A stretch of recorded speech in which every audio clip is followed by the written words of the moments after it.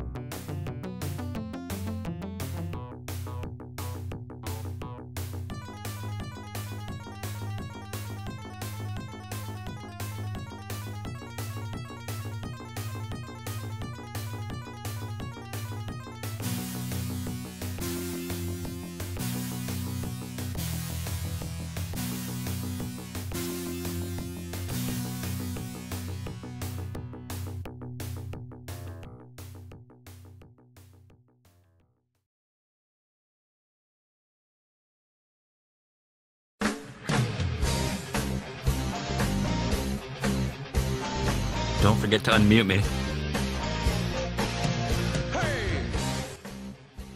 Good. Pull up a chair. This is Fluxtaposed episode 205, recorded on March 27th, 2018. On the docket today, we're going to have IRL. We'll have our latest Netflixation, Mute. Get caught up on What You Plan, featuring Sea of Thieves and The Gift. Finally, we'll close out the show with the community grab bag and that sweet, awkward finish. Thanks for listening, thanks for watching, and enjoy the show.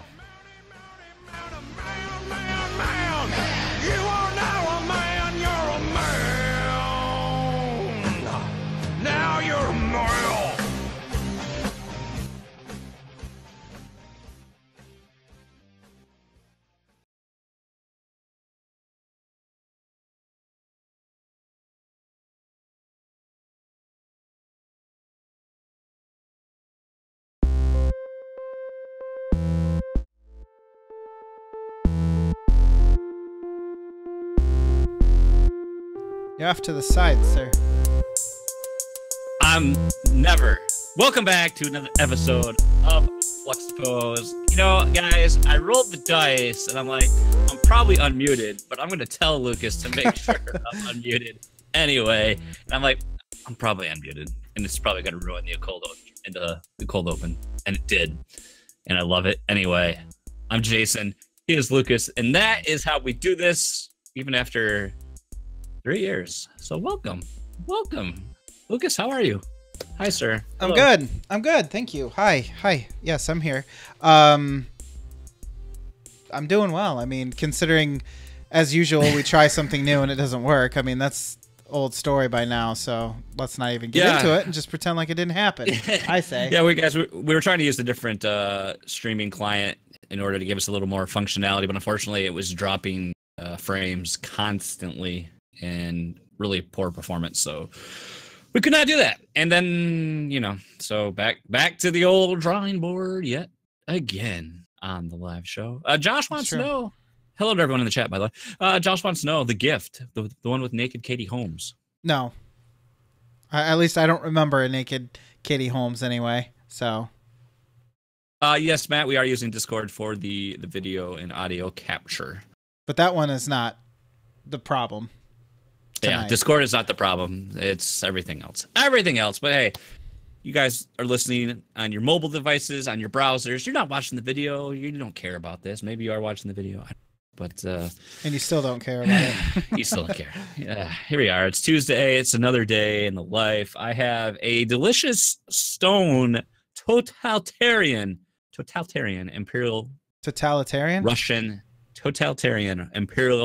Russian stout. Tiddlywinks. It's good. I have a God, what is it even called? It's by Griffin Claw. Something James Bourbon Brown or something like that. It's pretty good. We're using the same glass. Well, same style. We're not drinking out of the same glass like a milkshake. Oh yeah, yours is the pint glass with the okay. I thought you had the this one. I only use this glass. I call that the Buffalo Wild Wings glass. Yeah, it definitely is. I only use it when I get a 16-ounce pour of a beer, so because it can fit the whole thing,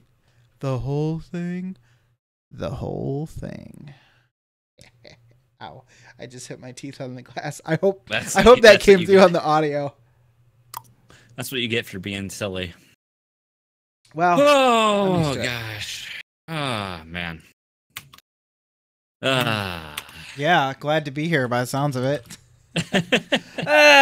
You sound like an old man getting out of bed. I'm like, here's the problem. I get all excited. I'm ready to go. We're on early. We're testing stuff, and I'm all pumped. And then things go wrong, and then we have to wait. It's fine. And then all my energy gets sapped, and I'm just like, it's fine. I have that power on you, but it's okay. We'll move on. We'll pretend like it never happened.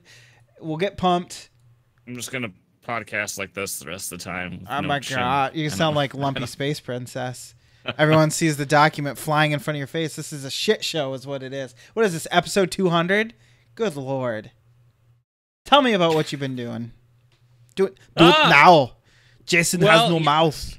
Well, I had let's talk about the main event. I had my son's first birthday. It was Saturday. Yes. So we did that, and in preparation, I built all the things and I baked all the things. What? I made a cake with my wife's supervision.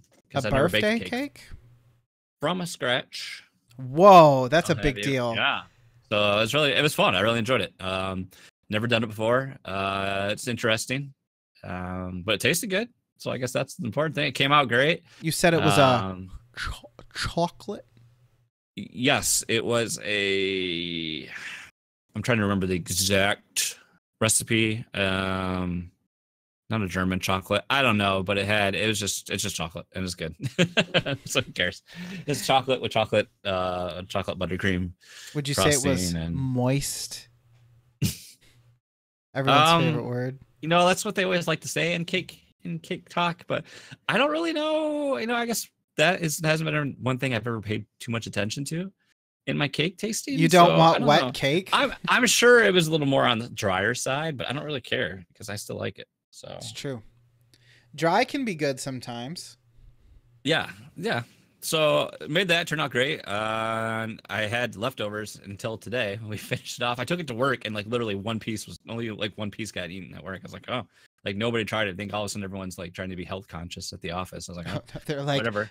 I heard Jason made this from scratch.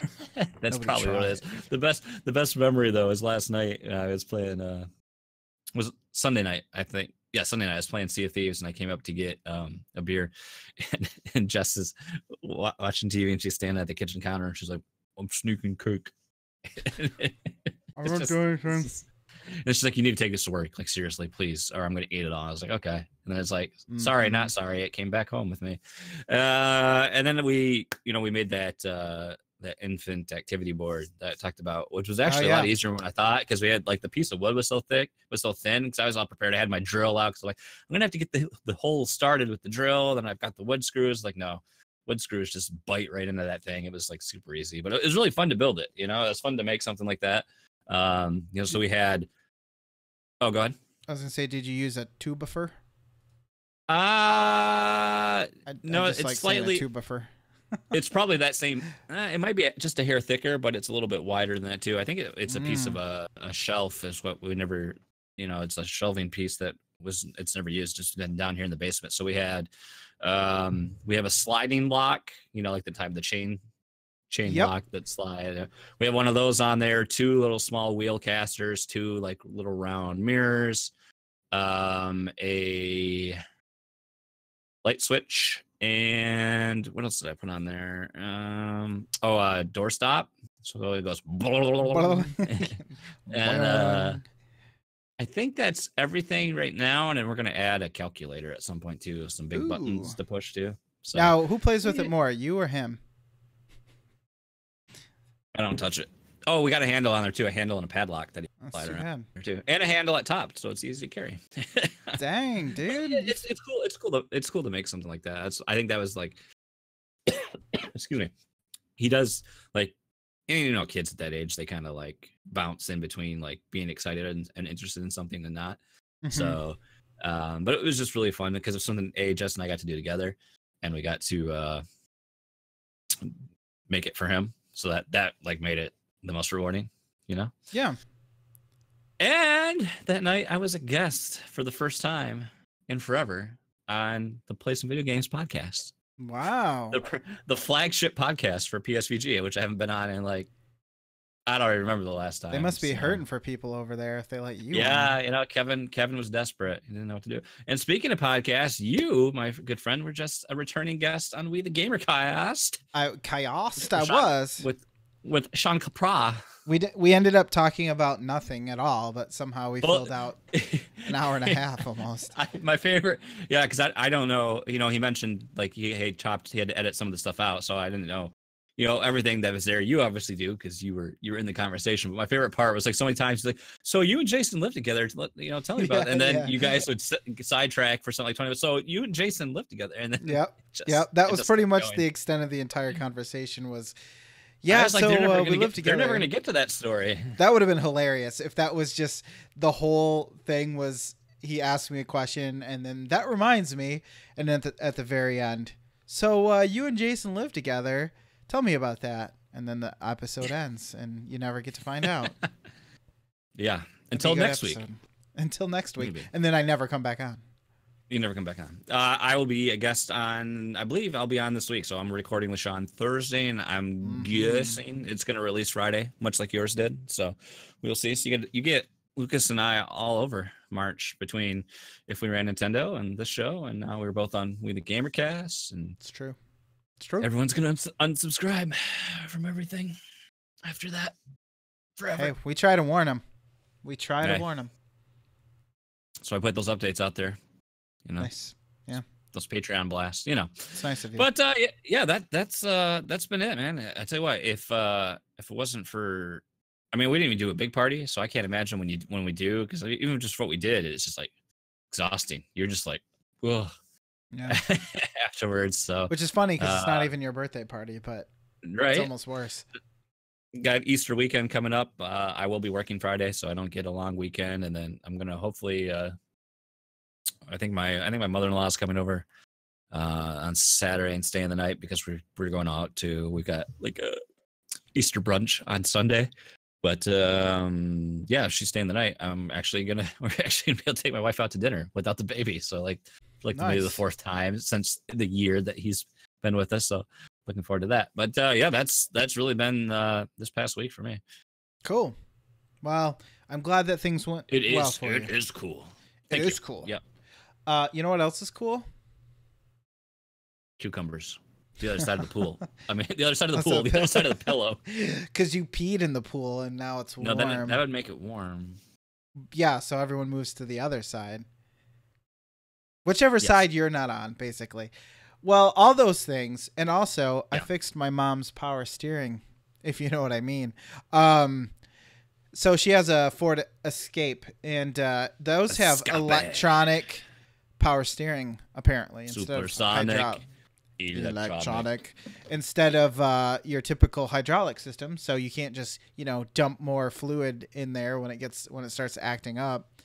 You have to pull out the entire lower half of the steering column. So I was like, I was looking some stuff up about it, and it's basically Ford's faulty a faulty part that gets way too hot and then starts burning out and then eventually quits working.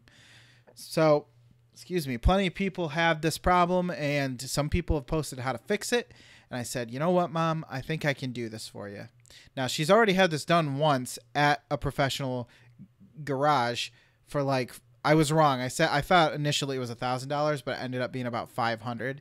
Okay, that's why I was confused, because that's why I asked you the other day how much it when you told me the prices, because I thought you said it was like $1,000 before. I thought it was too, but I was these savings are incredible. Walmart, so much savings. Well, they still charged her $250 for the part, which they got from a scrapped car, which is what I ended up doing as well. So there's I think it's a chain actually of LKQ LKQ, where you pick and pull your part, and they have a pretty good system down there. I'll probably use it for my own car. We used to do a lot of shipping for them, and then we lost them as a customer because our sales rep was poopy. Damn him. Well, I'm sure you took care of him in the worst way possible. Yes. So yeah, we went out and got the part. We did it, man. I contorted in some ways I didn't even know I could, because you got to get underneath that the dashboard and everything over by where the gas pedals are. And but yeah, I didn't have high hopes for it actually working, but it did. We got it put together same day, and which it didn't look like we were going to, but it did end up working. And yeah, I mean, it ended up working. She doesn't have any problems with it. The part cost $40 or no, $40, I think. And she's happy as can be. So I saved her, Well, the funny part is she ended up having to buy me a bunch of tools from Harbor Freight to get this damn job done. Because I thought every time we thought we had everything we needed, like any project you ever do. Always Harbor Freight. Yeah. Always. Well, hell yeah. I'm not freaking rich. The Snap-on truck doesn't drive to my house to sell me tools. So not yet anyway. Probably will soon. What about Binford? I feel like Binford is pretty close to Harbor Freight. So yeah, that was a pretty positive experience. It was nice to be able to fix that and have it actually work and have no problems. What haven't you fixed on a car by now? Suspension, but I'm going to tackle that pretty soon. Not a lot at this point, honestly. Exhaust, which I'm also having to do pretty soon. I don't know. At some point, I'll pretty much have the only thing I haven't done, I guess, is rebuilt an engine. I've never torn apart like the top part of the block or anything like that, and so Skinny Matt says don't do exhaust. Well, I am only planning on doing, from what I understand anyways, most exhausts are just kind of bolted together and then hung up under the car. But then you also have the exhaust header that comes from your engine, and that is very hard to do. So that oh, Josh. Got jokes. Hey, funny guy.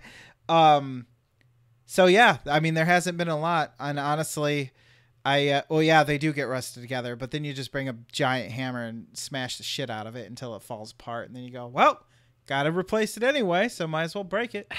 I will say that's the nice thing about pulling that part out of a car from a scrapyard. I didn't have to worry about like scratching the trim or anything like that. It was just like yank the wires out of the way. And the car, I was like, what the hell are all these extra wires? I didn't, because it came in at the beginning of March, I think, is when the car came into the scrapyard.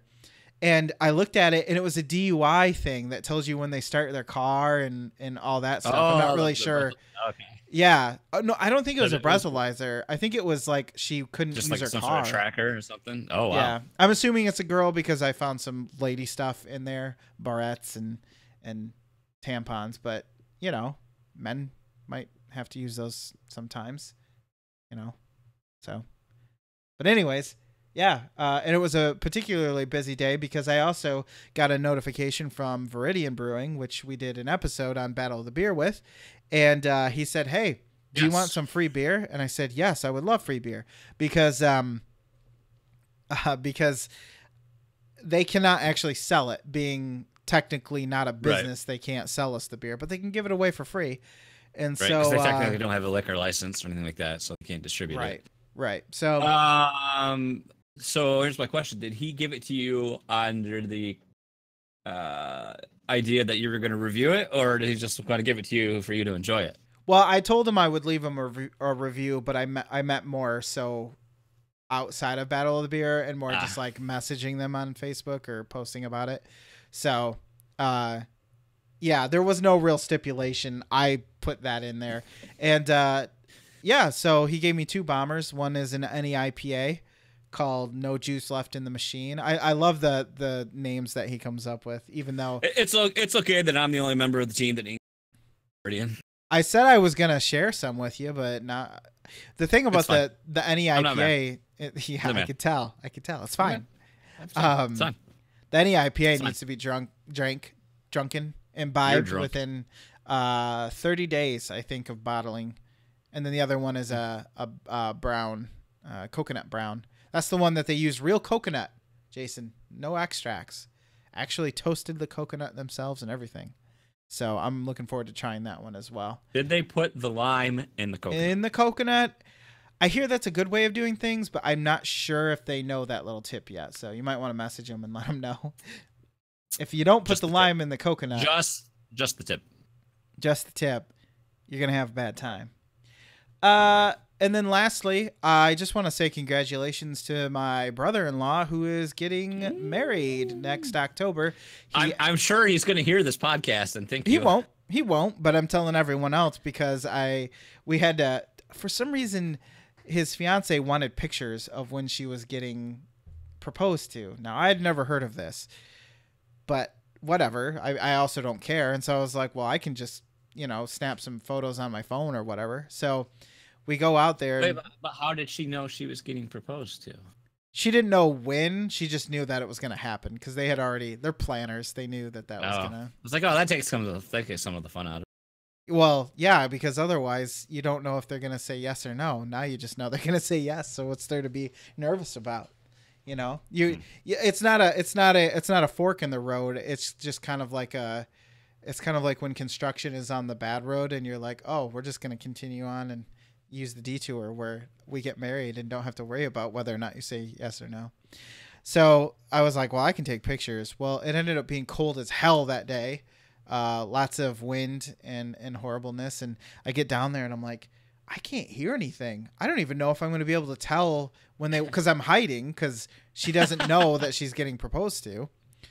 And so I'm like hiding and stuff. And I'm like, I don't even know if I'm going to be able to tell. But then I'm thinking, if I pop my head out, they're going to see me. Like that'll be the point that they walk by and then everything will be ruined. But sure enough, it kind of worked out. And Derek was trying to be extra loud so that I would know that they were coming, and it worked out. So got the pictures. She was very happy and everything. That's all matters. Well, most everything. Most everything is good. I can't get into the details. Or at least I shouldn't, but let's just say some family members are being buttholes. As always, the family ruin. Yeah, somebody in the family always finds a way, just like life. Life finds a way. Well, So thank you. That was Jeff my Goldblum. weekend. Hey, you're welcome. My entire weekend went from doing nothing. Like the weekend before, Danette was like, "Hey, can we just plan on not doing anything?" And I was like, "That sounds great." And then we ended up doing fits everything. right into my repertoire. Yep. I can own that. And then the weekend comes and we don't do it. So next week we don't do anything. Well, in case I forgot to mention, in case this could be my final appearance in life, because I finally, after much speculation, I have switched to a safety razor, and in case I slit my throat tomorrow morning, it's been great podcasting with you. So why would you slit your throat on something called a safety razor? I know that's a crazy thing, but those double edges, man, that blade sharp might kill me. Well, it was nice knowing you. I'll take it if I nick myself like 50 times. I'll take a picture with all the toilet paper stuck to my neck. You like completely just incinerate your jugular, and you're like, I don't think I got enough toilet paper. I always think of that episode of The Simpsons when Homer teaches Bart how to shave. Oh gosh, that's going back a ways. That's going back some seasons. Goodness gracious. Probably the last time I watched an episode. Most likely. I'm happy I survived too, Matt. It's been a good run, you know. That's what the razor really was for. Now I'm putting it all together. Jason, it's not worth it, dude. Don't end your life just because you had a stressful weekend.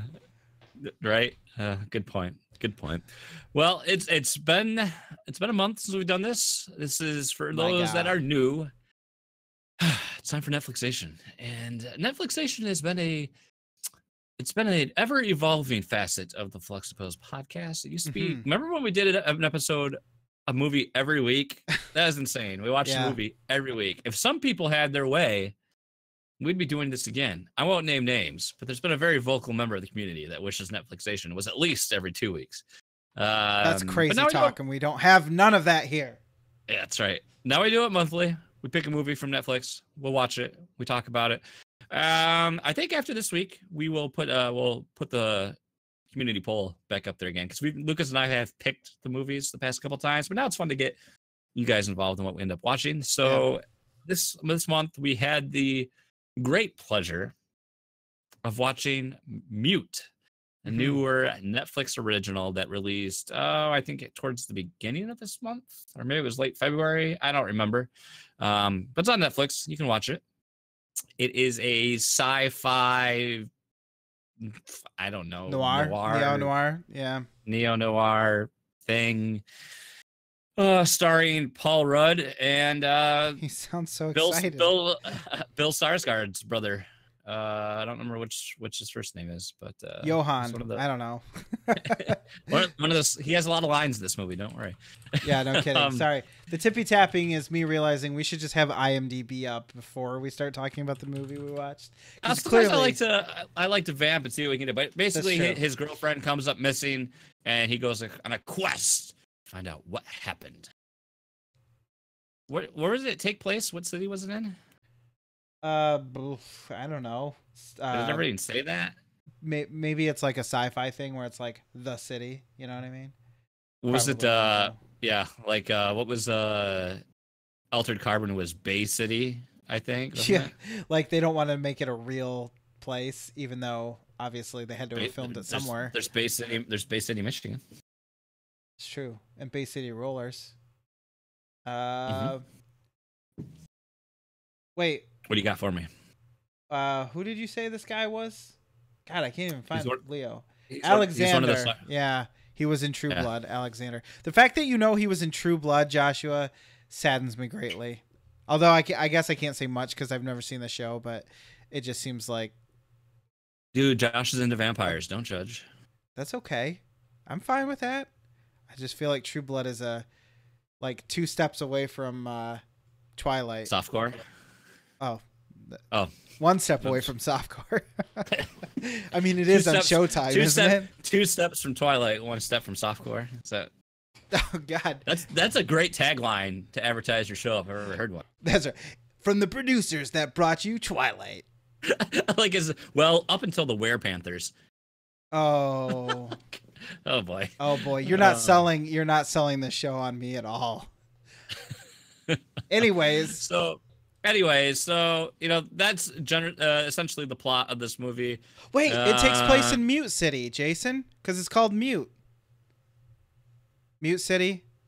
F-Zero. F-Zero? Come on. F-Zero 2?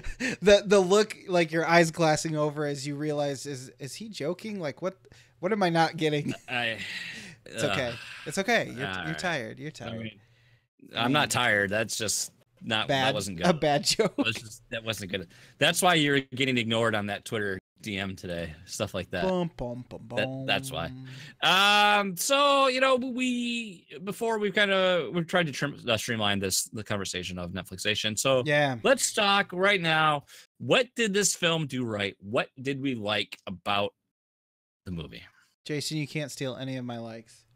I'm going to steal all your likes. I do like, again, I'm a sucker for these settings. I like the visuals. I like the futurism. I like that whole neo-noir theme of it all. But trying to think, like, I do like seeing, like, your first point here is Paul Rudd. I like that it's a different role than what I've seen him in. Most of Paul probably Rudd why he took it. Very similar comedic experience. He didn't even dance in this. That's surprising. Babe, come on. No, we're getting to that. Come on, babe. You can't spoil it. Come on, babe. You're stealing the thunder, babe. You're stealing the thunder, dude. Yeah, Paul Rudd. I was very happy when, unfortunately, he gets kind of a slow intro. Like, you see him fairly soon, but then he kind of doesn't come into play until about 10 minutes later, which we'll get into that, the beginning of this movie in general. But I thought he did a great job, honestly. I feel like he's one of those actors who you could throw anything his way and he could probably just, whether or not he can do it like, oh my God, he's going to win an Oscar for it or not, it might not be that level, but at least he's fairly consistent no matter what he's in. Yeah. And I think he gave a lot of life to this movie. Personally. I'd agree with that statement. I mean, yeah, he's a bright spot here. I mean, I thought, I don't know. I thought, like, I don't know. I like Justin Theroux's character too. Even though I've not seen him in anything. I know he's pretty popular. I think he's a fairly popular actor, but I don't think I've seen like anything that he has done. I don't even know who you're talking about. Justin. He's the Babe guy. He's the Babe guy. Oh yeah, he's that guy who like looks familiar, but you can't really place him. Yeah. It's true, Josh. Oh, that's true. I'm not even gonna repeat that. Yeah, he's right. Oh, he was in The Girl on the Train, so that's probably what I knew. Oh, there you go. American Psycho. I don't know. Let's just go through your points here because you put more time and effort into fleshing yours out because beyond the setting and like the bare bones part of the story, there's not a whole lot more I'm gonna add that I liked. Oh, that's okay. Well, maybe I can jog some passion into those old bones of yours. Well, I will say, okay, so one of the things that I obviously had to do while watching this movie was compare it to Bright, because another sci-fi movie from Netflix, let's see, with, high name actors in the movie. So that's fairly comparable. The world building in this movie was so much better. Not only because, I mean, the graphics are kind of hit or miss sometimes. For the most part, it was fine. I mean, you're watching a movie that has computer generated graphics, but it wasn't so terrible that it was like turning me off. But the city looked good, and just when I say small details, there were weird like little quirks and interesting things in the movie. And the one that sticks out to me the most are, well, two things. One, I like the food delivery stuff. Oh, three things. Yeah, the food delivery was good. What was it called? Man, it was called something neat too. It seemed like a real. It seemed like a real service. That's why I bring it up. It seemed believable. And this was set in what 2030, 2040s. I have no I clue. think somewhere along that. I want to add before I want to point. This was directed by Duncan Jones. Did Warcraft. Most importantly, his most probably well received was, I believe, his directorial debut with Moon. And this is in that same universe. I didn't pick this up until afterwards, but there's a brief scene showing Sam. I can't remember they mentioned the 48, or I can't remember what the number is. Yeah, because he's on the TV and it was Sam Rockwell. Yeah. And I was like, why the hell is Sam Rockwell? He in here? And I thought he was just a cameo, but it's his same character. Is all these clones of himself. Yeah. So that's why they're on trial. And I think I didn't pick up on that at all, because I really enjoy Moon. It's a fantastic film. If you haven't watched it, it just came back on Netflix. So if you haven't, I recommend you guys watch that. But so these are just kind of spoiled it. Yeah. It's also a 2009 film. So I'm sorry. That's true. Yeah, you've had like almost 10 years to watch it. Yeah, so I think that's something I didn't know, and I was like, oh, that's cool, but too bad this isn't Moon in any way, shape, or form. But I'm not. I mean, so take that for what it is. I watched, I've watched Moon and I watched Warcraft. That's one of the things I've seen by Duncan Jones. So I mean, two very, very different things. But I just wanted to add that because I had no idea that's what that was when I watched it on screen, and then afterwards, like, oh wow, okay. Because at first I was like, hey, Sam Rockwell, he's just here for no apparent reason. Then I was like, oh, yeah, I was waiting for him to come into the rest of the movie. There is a reason. But he didn't. No, okay, Tom Servo and me are going to have to... it's going to be a really dumb conversation because you're going to hear what I'm saying, and I'm just going to be reading what he's saying in the comments, but we'll save that for later. But anyways, so the world building, the food delivery, the thing that I thought of was the sushi, like how they had to, to get the flavor. I'm assuming it was probably like some kind of soy thing or something. And then they have a spray, they have this thing in the middle that sprays flavoring or color on it or something. And they don't go out of their way to explain it. It's just something that's there. You don't really understand how it works or anything.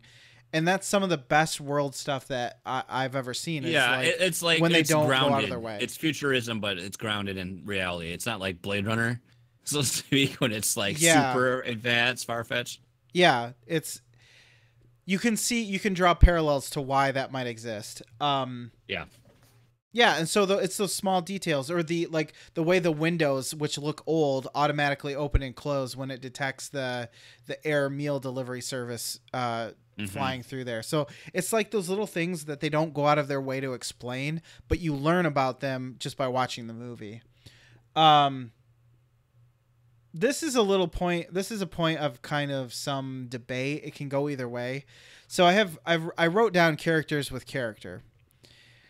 Now, that doesn't necessarily mean that they're very deep characters, but they did try to write characters that have a style about them, right? So Cactus Bill, which Paul Rudd plays, wears this ridiculous parka with a giant furry hoodie, and so that makes him really recognizable along with his mustache and everything. And he always wears these Hawaiian button-up t-shirts and stuff, so he's got this look about him. Or you have his friend from the army, who we'll talk about his little things in a second, but he has some quirks that make him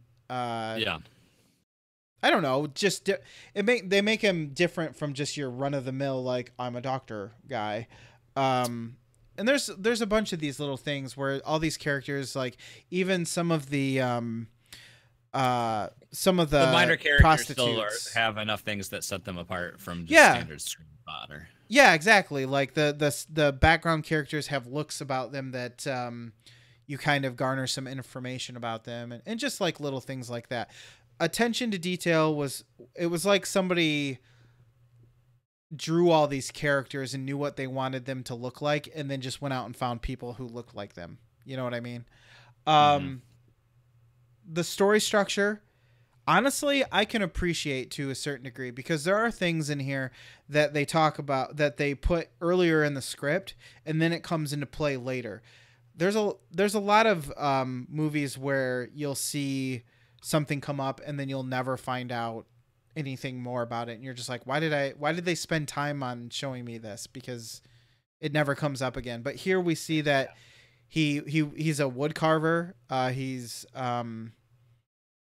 There was one other thing.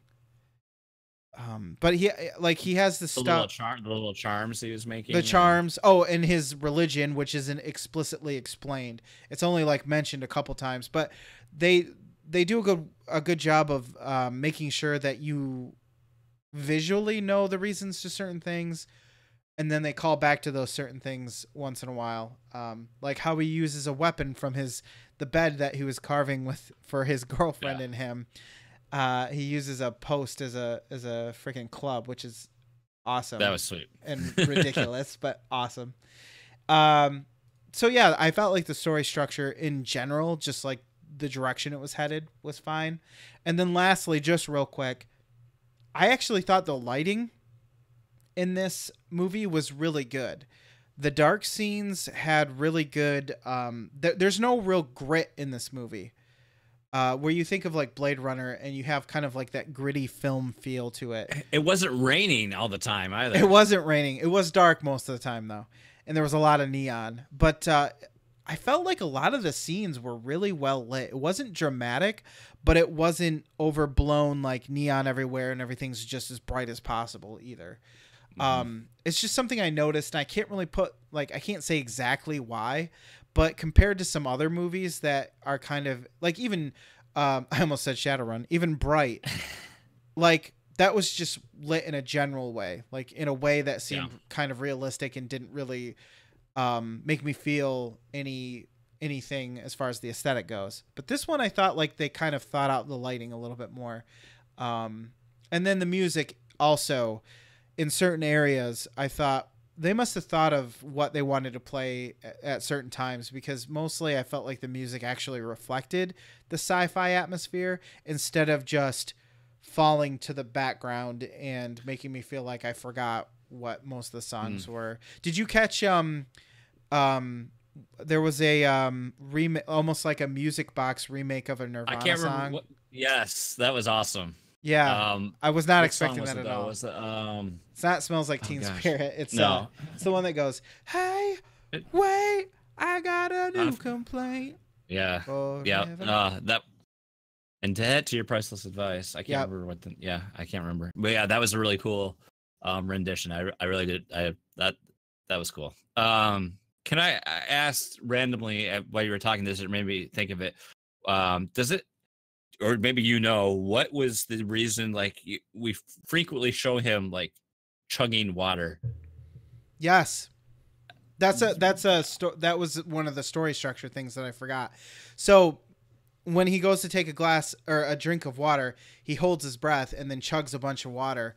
I think I don't know this for sure, but I think it's supposed to tie in with his swimming and obviously the end where he's really adept at holding his breath for long periods of time. I think it has something to do with that, where it just shows he practices it a lot. I couldn't figure what that was about. I wasn't sure if he had some pain resulted from his injuries in his throat, but I had no idea. So I'm just guessing too. I mean, there's nothing that says necessarily what it is. It's just a thing that happens. So I just kind of hooked it into his breathing techniques. I mean, don't get me wrong. The point I want to make is going to be better served after we talk. So let's just go into what went wrong here and what we didn't like. I feel like you'll have more. I agree with you. Like the movie starts incredibly slow. Like the pacing is just kind of like. And I forgot to put it in here, but the first 15 minutes, partially and most of it, I guess, is due to whoever plays whatever the F her name is. I have her down as Nina Doodoo, but I can't remember her actual name. Nadira. Nadira. His girlfriend or the whatever. Love interest, yeah. Terrible. I don't know if she's a terrible actress or if she just had bad lines and written poorly and directed poorly, but my God, awful. I don't like sand. I guess that she didn't quite stand out to me one way or the other. Like here's the one point I have is like the huge thing is like, okay, so Paul Rudd's character went AWOL or whatever. He deserted the army. That made it pretty clear. Yeah, he didn't serve his full time or whatever. But there's people in the military that know he's right there, hiding right in front of them. So I don't know, does he pay them off, or how, or don't they apprehend him, or Yeah, there was anything? only that one scene, and it never really explains. It's clearly like one of his superior officers know where he's at, know he's there, but I don't know. I wonder if maybe because he's in Germany, or because it's Berlin, isn't it? Doesn't it take place in Berlin? Yeah. Now that we think about this is Shadowrun Berlin. Now that we couldn't remember what city it is. Yeah, exactly. You're right. Which we should have, since people are speaking German. Go us! We watched the movie good. Maybe because he's not on U.S. soil, he doesn't have jurisdiction to haul him back to the United States or something. I don't know. I don't know, but there was even like things over the loudspeaker. If you see any soldier that's not blah blah blah, to turn him in. Catch that. Yeah, I remember hearing something like that, but I didn't hear what it said. Yeah, and I think this moving along, this is another point we both made. Justin Theroux's character, his co-doctor, they both they work. Gosh. They run it like a chop shop for the mob, essentially, but they also that was probably the most Shadowrunniest thing in this entire movie. Which was cool. But then Theroux's character also does works with implants, and specifically for children too. We'll get to that point in a second. Like but I think he and Cactus Bill have a front, as I'm assuming, as a couple for each other. It seems pretty close. They would hold hands together and act like they were a couple, but I don't know what it was, but he would constantly refer to Cactus Bill as babe. It was always like, come on, babe. It just way too much. It was like overkill on the babe. And not that I have an issue with a man referring to another man in a matter of that, but it was just like, it was just way too much babe. And my wife would be like, what the hell is wrong with you? Why are you calling me babe in every single sentence that you say? I'm going to just randomly refer to you as that. Fact check. Thanks to producer Josh. It was In Utero was the Nirvana song that we could remember. Everybody who knew it was screaming it at the radio. And everybody who didn't know it was like, God, these Fluxtaposed guys are so stupid. God. And getting to the next point, it has a very strange light and image of child predatorism. Yes. Well, I mean, it comes out of the blue. It comes out of the blue. Like, first we see a child that had a leg implant, and he's analyzing her gait. But AKA standing, she's like on a treadmill, and he's like recording her, but he's clearly just like videotaping her from the rear, which is creepy. And then towards the end of the film, he definitely makes indications that, Paul Rudd's character finds video evidence of him molesting or doing whatever he's doing with children. And then he makes it well known when Paul Rudd's character meets what happens to him, he makes it very clear that he's going to abduct his daughter. So it was just really, but there's no real repercussion for it. Like, Paul Rudd's like, yeah, don't do that anymore. Okay, we're bowling. We're friends again. Let's go out to the mall. Yeah, really quickly, he's like, you shouldn't do that, but we're still friends. I like you. Weirdly to me, and this is going to sound weird. I think what they did was they had his character go too far into threatening him about the child, basically producing child pornography or whatever. Because it gets super serious with him.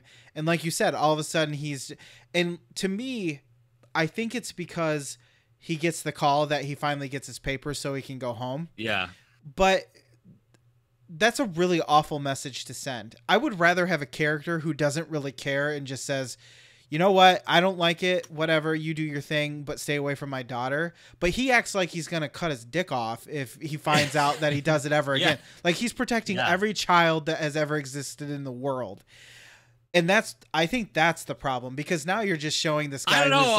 I think that's a pretty realistic response, though. If you had a kid, it is. It's the appropriate response. Yeah. But then suddenly all of that gets I was like, damn, it's all gone. Yeah. All of a sudden he's like, well, let's go get a beer. Fuck it, let's get a beer. Hey, player's gonna play. You tried to do the poop shoot tussle on my daughter, but now let's go get a beer. Exactly. And so I think that's the what basically the message is saying is like, come on, babe. Babe. If you do it again, that's the time that I'm going to turn you in. Not right now when I have evidence of you doing that. I mean, I like I like the direction that, like, I like that this is different. Like, our lead character doesn't speak, but I don't think his performance was compelling at all to like carry that. Like, I don't know. I have really mixed feelings about Alexander Skarsgård in that lead role, because I haven't seen him in anything else to compare it to, but I feel like the supporting cast was more interesting, and he almost didn't seem like the main character. Yeah. And I felt like it did a bad job of explaining how a lot of these characters were connected, and it feels like you're just jumping to different supporting characters for no apparent reason.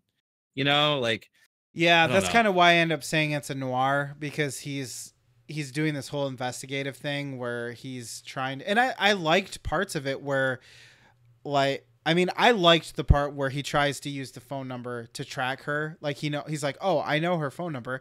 I can just send food to her and I can track that. But then he can't speak. Like, that didn't bother me. And plus the fact that it didn't end up working anyway, like, that doesn't bother me. That happens in real life sometimes. But well, that's the point that not the speaking thing. But Tom Servo brought up in chat. It's like, okay, they live in this future where he can't talk, so he can't navigate the world. I mean, it's kind of bullshit, because you would think they're gonna have. Look at now, we have touchscreen technology. Pretty sure they have something like that, and then how he can't. He had to have someone, speak for the phone book, and then since he couldn't do that, he had to go in there and manually search all the phone books with a magnifying glass to try to find this number. That was a little. You couldn't find anyone to go do that. Is kind of. To me, it's like the writer taking liberties and being like, oh, he misses her so much and he just loves her so much that he's willing to go, the full mile to find her. Where it's like, why wouldn't you just be like, hey, can you, like, you would rather take the time to look through all these books instead of just write down a quick note and ask somebody. You know what I mean? Like, that does seem weird. I will give him that. But as far as the menu thing goes, with the ordering the food, it would have ended up in the same place either way. So that one didn't bother me quite as much, but I could see why it would, because that doesn't make any sense. Yeah. I mean, just in general, for me, this entire movie though, as like you said, the pacing and everything, it feels long, and it's a little bit confused as to I almost felt like Cactus Bill was the main character. Yeah, I can see that. And I felt like it got towards the end there too. Like it felt like when we had the climax, when we figure out what happened, then it's like, well, but it's not over yet. We're gonna drag this out for 25 minutes. It was just that I had an issue with that. You had some thoughts here on the ending. I guess that didn't bother me too much, because I wasn't sure. Like, I'll just say, you have an issue. Your point you brought up is the ending. He saves this young girl, but now he's forced to live with a vocal implant that his religion would forbid. What's the message we're sending here? I'm not sure how closely he still followed the religion, because he was living with technology already. He was living. So I think he kind of already had abandoned. Well, he had like one foot in both parties, I think, because he still turned away from that TV, and he didn't really use much technology until she got him a phone. Yeah, but he did use it, and then he used as we went along, he ended up using more and more technology. Maybe he was on an extended Rumspringa. Yeah, he was. That's for sure. But it doesn't really bother me necessarily, but they don't make it very clear as to why. No. It's like it's one of those movies where after the end of at the end of it, you're just like, well, that's a thing that just happened. You know what I mean? Like, it doesn't have for me, it didn't have as empty a feeling as some movies I've seen, but it was kind of just like, okay, so he goes through this whole ordeal. He loses pretty much everything, and yet I don't know where he's at as a person in this world. Right. All we know is the girl is going to be with her maternal grandmother, and he's just and she's there, safe, and he's just he's just there. They don't even show him moving on, or it's just a thing that happens. So I struggle with this movie a lot because let's face it, an initial appearance, this like checks a lot of boxes for me. It's like that futuristic. I do like neo-noir. I like noir settings too. There's so many things about this movie I like, but then I struggled with it a lot too. And then finally I had to sit down and say, okay, if I remove this movie from the setting and put this story in modern day times, would I be interested in it? No. I would not. So like that's like the big that's like the big thing that hooked me here was like the setting, because I'm a sucker for decent sci-fi, especially when it's sci-fi. Like, because let's face it, a lot of sci-fi that we get now is the horror variety. It's got to be like what we saw with Cloverfield Paradox. Oh my God, we're all trapped in a space station. Yeah, and that's like so much of our of sci-fi right now. It's like that. Oh my God, there's this thing that's going to kill all of us one by one, and we got to learn to survive, or we're infected with blah, blah, blah. That's what so much of sci-fi. So I'm like, I love anything that's going to be sci-fi different from that. And I didn't know what to expect with this one. And unfortunately, I just left very, I'm not upset, Lucas. I'm just disappointed. Well, I can understand, but let me just throw this out there for you, and maybe I will get roasted for this. But not that long ago, I rewatched Blade Runner, and I love Blade Runner. I love the idea of Blade Runner, but that movie can be slow and boring sometimes. Don't you do it. Harrison Ford is a national treasure. Well, he keeps crashing his planes into national treasure, so he better watch it. Get off of my plane. But I'm just saying, if you go back and watch that movie, especially the director's cut where there's no narration, it probably moves just about as slow as this movie does. Is it more compelling? The main character can talk. That's true. Is it more compelling? Yes. Is it better made?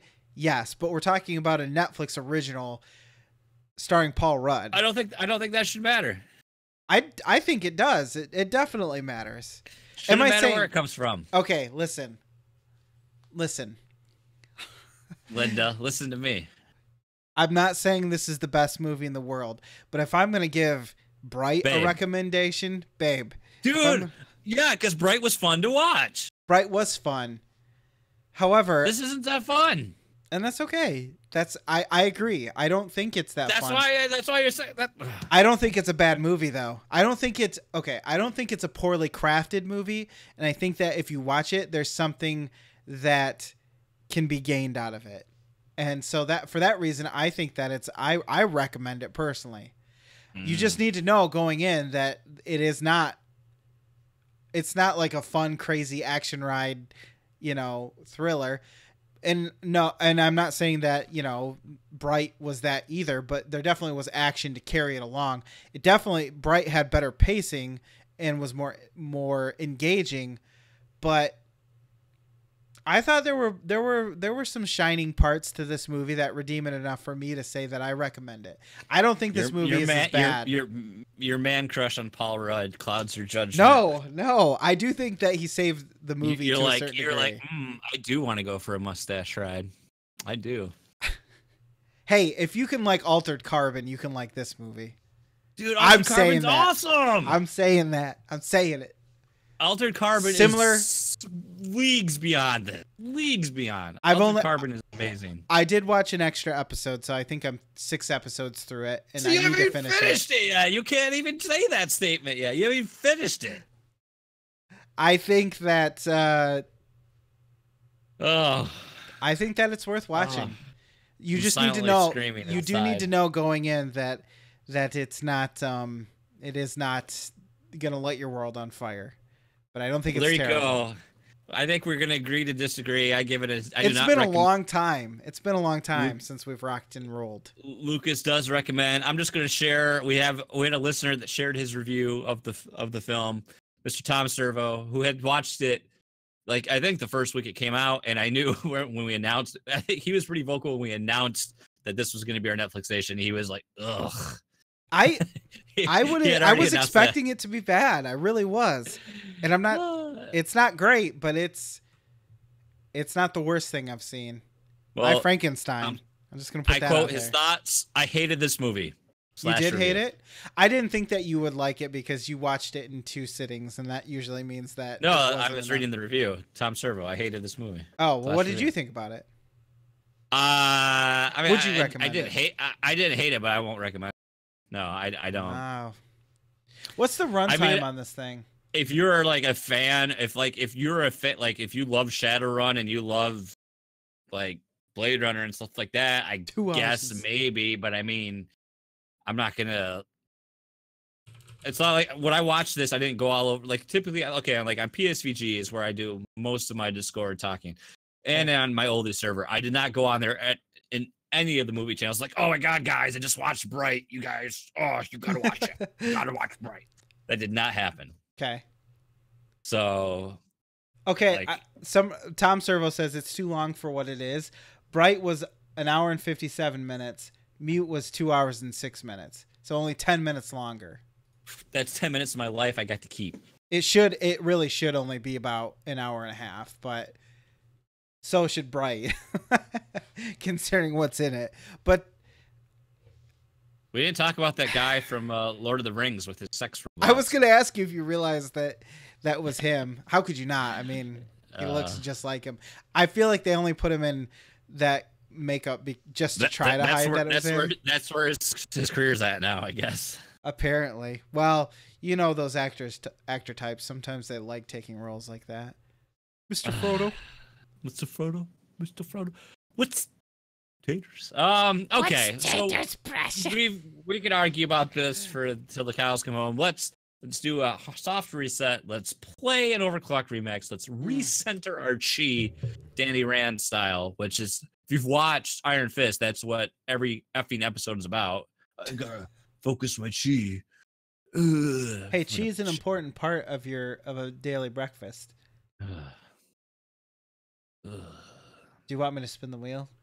Yeah, so we're gonna spin the wheel. We're gonna randomly select an overclocked remix from the front page, which are the latest remixes. Oh God, keep talking. I've got some counting to do. I tell you what, I don't know what's going on, but man, every time I blink sometimes now, like my left eyelid doesn't open. It sticks for whatever reason, and it's becoming really annoying. So if you see me on stream why I keep messing with my eye, it's because I don't know. Apparently I'm dying. Shit, I just lost count. Sorry. Because of your story, it sounds like you might have pink eye. I do have poop on my face. Ooh, I hope it is Link Between Worlds or Breath of the Wild or Monkey Island or DDR Extreme. Lucas, chat's telling me you need to come lube my eyeballs. I'll let you choose the method. It's Crypto the Necro Dancer. Ooh. Funky Marty. You don't get too many newer. No, I've heard good things about this game.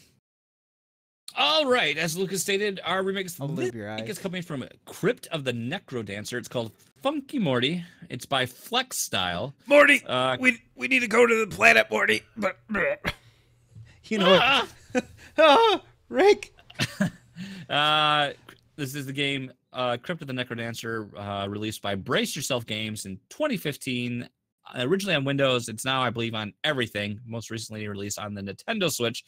It's like a rhythmic dungeon crawler, which is kind of cool. I prefer all my dungeon crawlers to be rhythmic.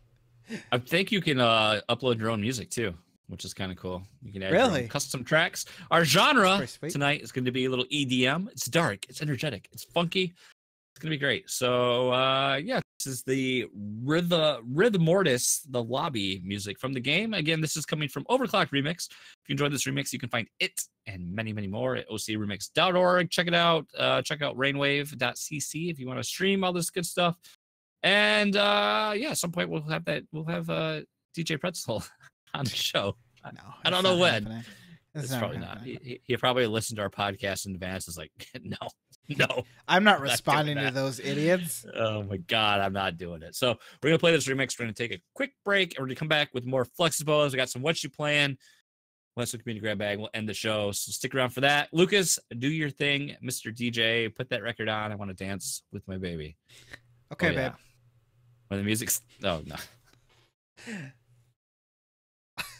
I'm just going to do it now. Just do it, please.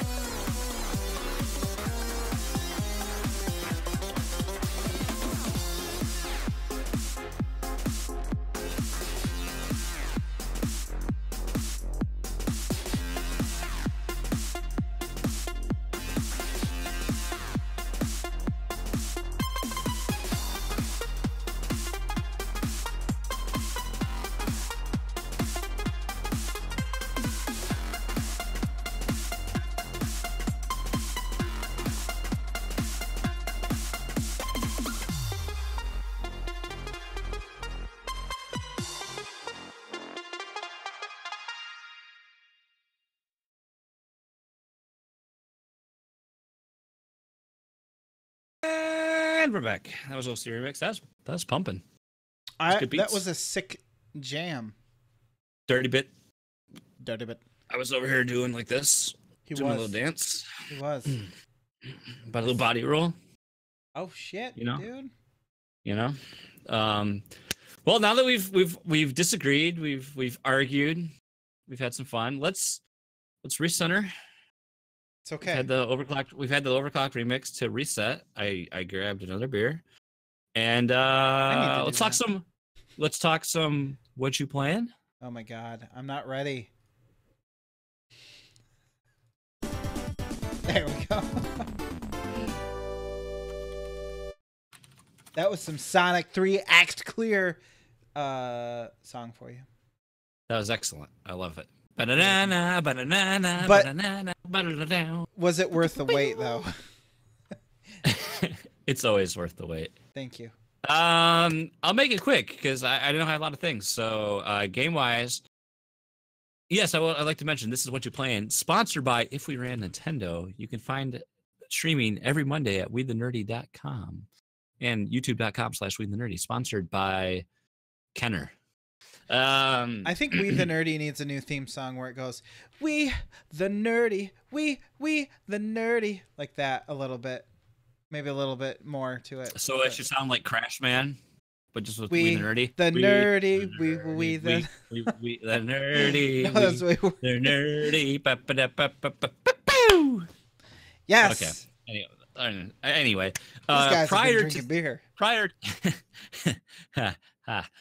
today, I hadn't really had anything else to add to this segment, but now I have something else before I jump in with Sea of Thieves. I watched, after I recorded Nintendo Shack with Donnie, on Thursday, and then we had a long discussion afterwards about horror movies because like Donnie, like that's his jam. That's his bread and butter. Like he thoroughly recommends the new Strangers film. But we went through, like, I was like, do you ever use instantwatcher.com? So we're like like talking about all the stuff coming on there in horror movies. And there's a new zombie flick that just recently was released on Netflix called Ravenous. It's 2017. Luckily, Sean is here. He can help translate Canadian to English for us. It's a 2017 film filmed in Quebec by Telefilm Canada Québécois. It is set in very rural Quebec, so it is French subtitled. So you get all the the language of the country. No, it's shot. It's called Ravenous, not to be confused with some crappy other horror movie. It's a zombie genre, if I didn't already mention it, and it's a nice reinvention a little bit of zombies, because you know me, I'm very particular on my zombie film, and this kind of deals with it. If you've ever read Cell by Stephen King, don't ever watch the movie with John Cusack. I haven't seen it, but I can tell you it's going to be garbage, because again, it's a Stephen King film. It's going to be garbage. But the zombie behavior is very similar, I think, to that. They have a tendency to just be like standing in place in random places and just staring at you, and then they'll like just scream at and then just come at you, like top speed, just come sprinting at you. So they're all like very much still human looking, so much more like think like infected humans compared to rotting corpses, you know. Okay. But you're just kind of, this is main character just thrown in there, and we're dealing with just a small handful of survivors in this rural Quebec area, and trying to make it, essentially. You know, they're living, but it's like more of the infected more of the infected are showing up, and then we discovered that they're building like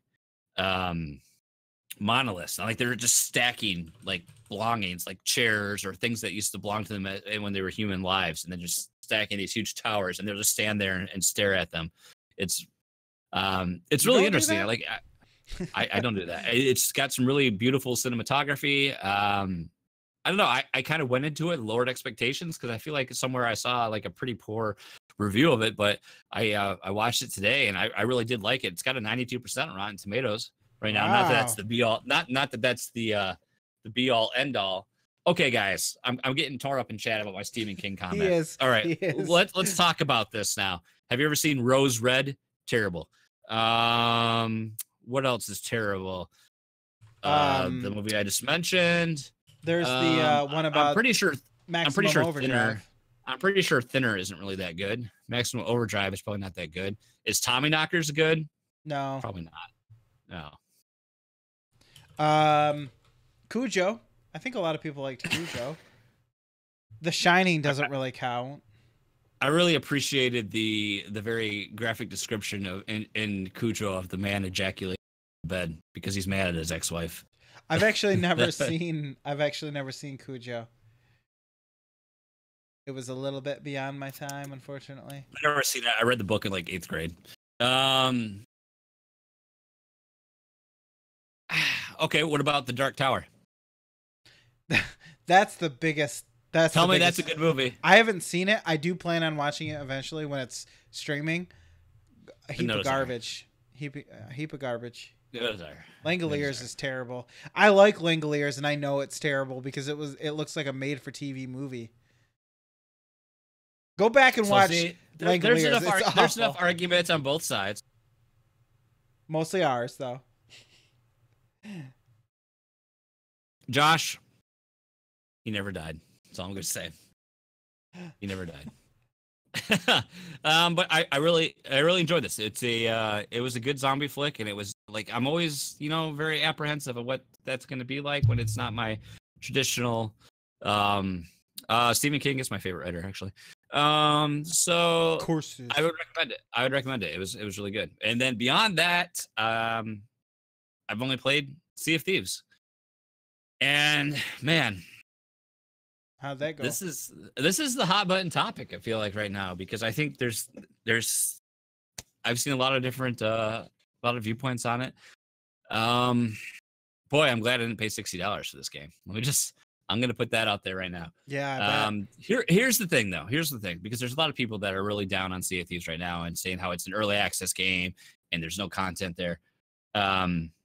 Sea of Thieves can still be absolutely what you make of it. Like, unless I just try to want to get some gold, I have no desire to play Sea of Thieves solo. But if I have a group, I can totally understand that.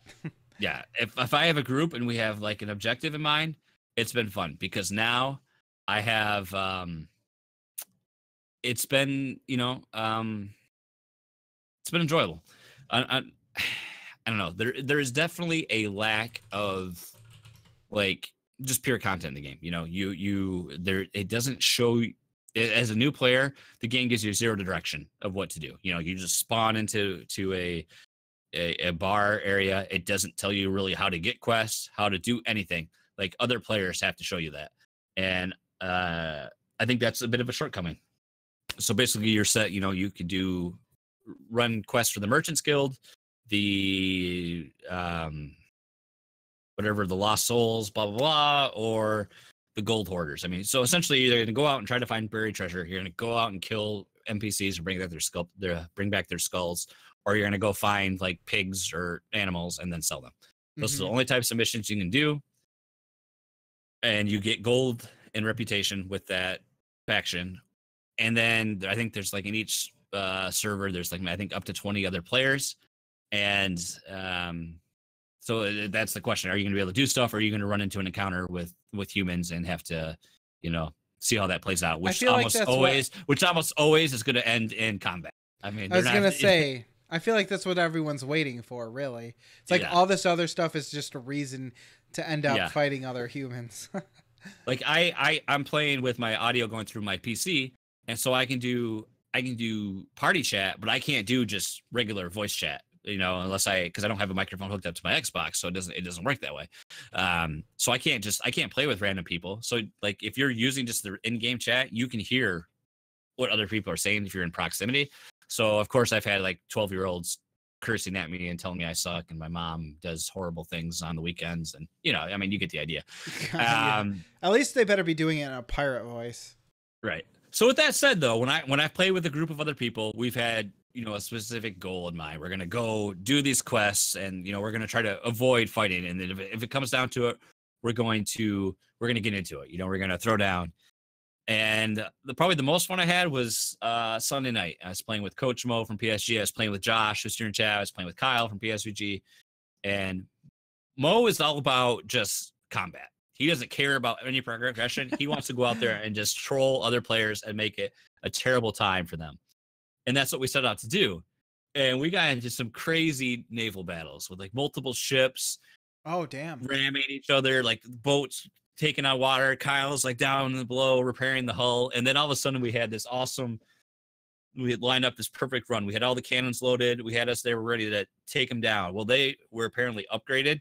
We didn't know it. And when they came through on our starboard side, they came sweeping through, and they had like upgraded cannons. And it was just like, I don't know what happened, but it was like everything just exploded. Like I just heard boo, boo, boo, boo, all these cannons going off, and our boat just lit up, just got wrecked, and we started sinking, and it was so fun. But like when the other time I was playing with Donnie, and we were trying to do stuff, and these players, we were trying to all we wanted to do was get treasure and progress, and these guys just chased us the whole time. And so anytime we would try to even think about docking, they were just going to attack us, and that's all they wanted to do. So we couldn't do anything else, And that comes back because the progression is completely tied to you, like increasing your experience with the factions or gold. And like, I'm a pirate that still, I bought a beard for 350 gold, and that's all I can afford because I'm still wearing my starter gear, which is like a pair of pants. My pirate is essentially naked. And I thought at least by now I could buy like maybe a shirt and something. No, it's like thousands of gold for even like the most basic items. And I feel like that is incredibly overpriced for the pacing of the economy and how much actually gold you earn. So that's like incredibly frustrating because I'm thinking, oh my God, I'm gonna have to like find like 18 chests just to buy the freaking crappy ratty t-shirt, and I'm I'm really frustrated right now because I feel like there's some issues there. The PV like combat like in the boat feels great, but like actual PvP combat with another player is bad. Like it'll result with you maybe trying to get one shot off, and then you're just going to be blindly swinging your sword, smashing the jump button, and I don't know. It's got some issues. Like there's snakes in the game. They don't move. They just sit there and hiss at you. They don't move. They just sit in one spot and hiss. It's like, shouldn't they at least be animated and have some pathing? So I'm really surprised with like how long this game was in development and then how much extensive like beta testing, alpha testing took place. I'm really surprised at the state that it's in. With that said, I mean, it can definitely be fun. Like this game is made by who you play it with. If you go in like the actual like sailing and playing with playing with friends is a blast. I've had so much fun sailing around with Josh, sailing with Donnie, playing with Mo. I have no desire to play it solo, no desire to play with random players. We had some guy that after Mo left joined us. He was on PC and he was like an arrogant dick and just kept like telling us what to do. And he kept typing to us. And well, we're in party chat. So all we can do is like respond back with like the hotkey one-off responses. Oh, yeah. But he would keep typing to us like, oh, you guys are on console. And he would just keep just talking to us. And then finally he was just being an asshole enough. We're like, okay, we're going to lock you in the brig. So we did. And then he was just being a jerk about it. So I wish you could limit it. Like there's some way you could just like lock it into, party or friends only can join your game, something like that. Yeah. And Tom Serva asked that. So if more than one person in your group doesn't play anymore, it's no more. I would say for me, yes, because I would have no desire to keep playing this game unless my friends are playing. With that said, since this is on Game Pass, I mean, this makes it great because I think this is a game that I will come back to periodically.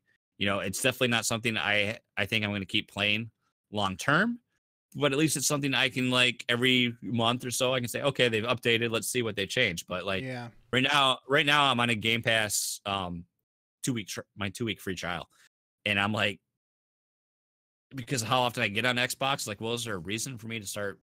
Well, actually, it'll auto charge me, but I mean, is there a reason to like go full into my Game Pass right now because how often I can play?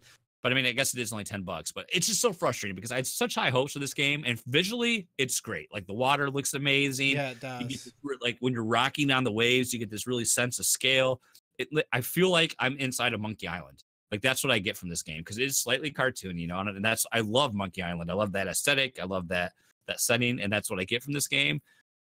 But it falls so short on its execution. Like there's just, I mean, what are you going to do? You're going to get sick of just running around trying to dig up buried treasure for a while. I mean, I think people are going to run short in the repetition of the missions that are offered. So I think really to have the most fun is like you have to pick up a variety of missions and there's a set sail, and then you have to make a pact. Like if we see anybody else, we're going to throw down. I don't know. I mean, I don't know. I'm really disappointed because I think this was like when this game was first, I saw this game announced at like E3 a couple years ago. I was super pumped about it. I was like, this is one of the things I want to get an Xbox for. Then I was like, oh, it's coming to PC. No problem. I don't have to do it. But it's got a lot of issues with it right now. I think it's got potential, but it's very much dependent on an emergent gameplay.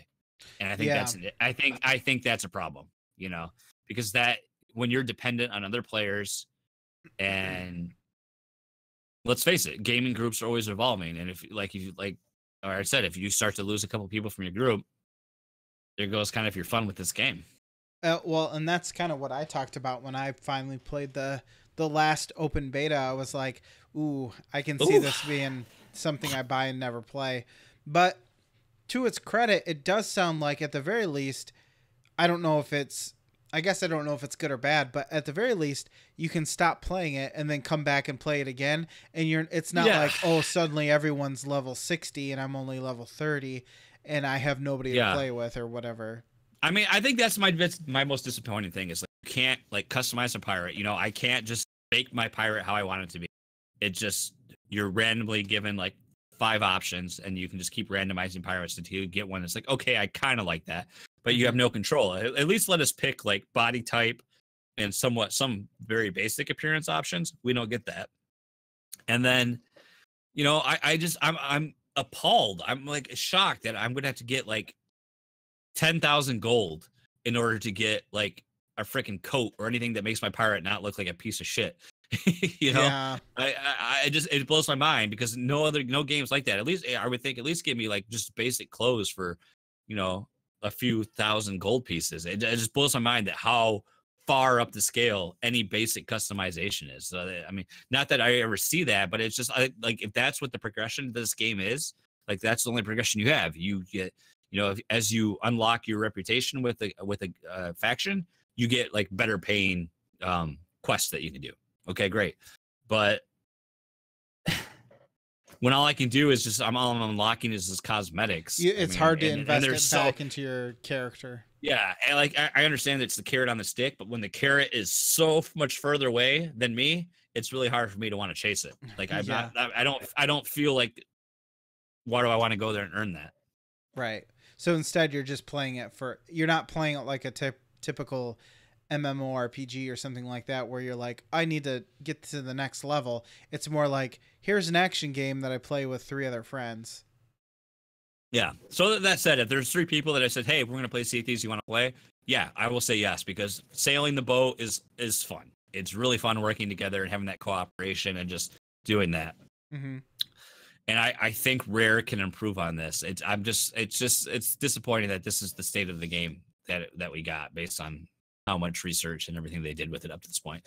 Like there are opportunities like where you can, there's like random shipwrecks or things like that in the water that you explore. But where are you going to find a couple barrels with cannonballs and bananas in it?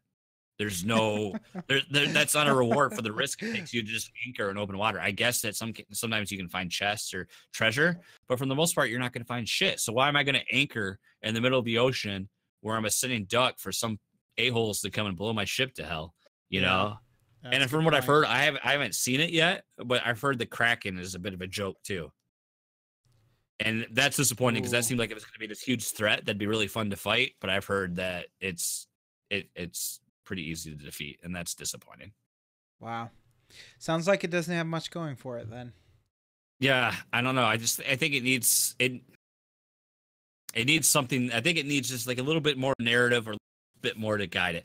I like that they're saying, okay, here's your sandbox. Sure, yeah, their sandbox. Go have fun with it. But there's just too much missing there. To bring up a comment from the chat, Josh says he enjoys Sea of Thieves for what it is at the Game Pass price. I hope it evolves to become something better, and I totally agree. Like if for the price of Game Pass, it's a home run because you're not out anything. But I feel bad for anyone that like. Thank God that they announced this because I originally had this pre-ordered at $60, and I think if I paid full retail price for this game, I'd be really upset because it seems like a $30 game to me when I played it. The content is missing. Yeah, I mean the crossplay works great. You know, I've played with PC players and it's been great. So if you ever get the itch to try it again, it's there. But it's just, it almost needs. Now, just hear me out on this. It's going to sound crazy, but it almost needs the Grand Theft Auto 5 treatment where that's also an open world, but in the context of that, you can start missions that are like story driven. So I feel like, you know, raiding fortresses, you know, seaside fortresses or something like that. It needs those types of things where if it gave us like multifaceted, like different steps involved, you know, instead of just go here, dig up this treasure, go here, solve this very linear riddle about where this treasure is, you know, there's stuff like that. And like there's, you know, yes, you can go and explore, but I have there's no pull, there's no desire for me to explore, you know, because what are you gonna buy, a ratty old shirt? No, I'm not, because it costs 20,000 gold. You just got to do it 10,000 more times, and you might be able I'll either find some snakes that don't move or some crappy skeletons that I'm just going to sit here and spam sword slash and kill them. Like the ground combat is not fun. It's just not fun. I didn't mind shooting them, but when I had to use the sword, I was like, oh God. Melee combat has always been tough, but let's put it, the naval combat in this game is phenomenal. It's so much fun, but the ground combat is just. and the thing is, this is being touted as like, one of Microsoft's big exclusives to bring people to console, and I think it just really comes short. That brings up a good question. Yeah, did Microsoft realize it was going to be empty, and then they did the Game Pass setup because of that? I'm gonna say no, simply because they threw that distinction under everything under Microsoft Studios is now available on Game Pass, but I don't. I really question the release timing for this, because it doesn't quite. It does. Being from the PC world that we both are, we're very much familiar with early access, and this I've seen that comparison brought up. And I guess if this gave me the label this was early access, then I guess a lot of my templates would be a little more. My expectations would be more tempered. Right. You wouldn't have such a problem if you paid like $15 to unlock early access and this is what the game was. You wouldn't be as pissed off. But to expect either $60 or what is it, $10 a month just to have this come, keep you making those recurring payments is kind of ridiculous. And I've seen social media chatter, and I know, Matt, this about one of the reasons why you wanted to get an Xbox. And I definitely would not buy an Xbox for this game. With that said, though, you can get this on Game Pass, and that's a little different conversation. I mean, because you're getting access to a bunch of other quality games as well. But you're also paying for Xbox Live, right? Yeah. So that's you're right. But with this game, again, you need to have people to play with, because the solo experience is not good. Yes, I mean, it can be fun, and there's like a sense of foreboding and anxiety when you're trying to do things. Oh gosh, I'm going to get attacked. I got to get out of here. But the multiplayer experience is so much better. It's so much better. Yeah, because driving the boat by yourself, or sailing the boat, I should say, is a pain in the ass when you're by yourself, I find, because I didn't have to sail very far. Yeah, and it's just like you're constantly worried about steering and then angling the sails, and it's speed. The 4-player experience is where it's at. I would like to see even up the player count even more. I'd like to see like 6 players on a vessel or something. Yeah, or even 8. I think that'd be really fun. And more sea vessels too. I mean, they only really have 2, right? Yeah, they have 2 boats. They have in the sleep or whatever. Yep. Schooner. So. Stop playing with your dinghy. I can't say that I'm too sad that I you're not missing screwed it up and I'm missing out. Yeah. Yeah. Well, I will say this: if for a fair review, not to toot Sean's horn a little more, but Sean did have on Way the Nerdy for Sea of Thieves, and I really agree with what he's made. So if you want a fair and honest, I think, review of the state of the game, I would recommend you to check that out. So that's the most I think I've ever bitched on what you playing about any game. I feel like that's the most discussion we've had. I'm like, my voice is tired from this because I'm tirading about this game. But allow me to allow you to rest that beautiful voice of yours while I bitch about some stuff. I do have a solution to enjoy Sea of Thieves. Just get drunk. That's true. Drink rum at all times. Then it'll be okay. Well, that's how I go through life for the most part. But is that a problem? I have to have alcohol to enjoy things? I feel like that's not really that big of a deal. Nah. Okay. It's all good. Whew, good. So I watched a couple of movies. The first thing that I watched was a movie called The Gift. And it's not the one that has... The Grid. What was it? Kate Upton naked? No. I don't even know. I'd pay for that. No, Katie Holmes, yes. It's the one that has Joel Edgerton and Jason Blum. I gotta look this up. I'm not familiar with this. Okay, so the only reason why I watched it is because my wife swore that we had seen it before, and I remember seeing a preview of this. 2015. Oh yes, in the movie. I know in the movie theater. Okay, so you're on the same page. It's got Jason Bateman in it. That's all I had to say. Jason Bateman, yes, thank you. Not Jason Blum. Now I know. Jason Blum or Bloom produced it. That's why I was getting confused. Yeah, Joel Edgerton actually directed the whole thing. Yeah, and wrote it. He directed it. He wrote it. He produced it. He starred in it. What an asshole is what you're saying. Multi-talented asshole, though. Hey, Joel Edgerton's greatest role is still in, oh gosh, what's that Ryan Reynolds movie? Oh, Jesus. Smoking Aces.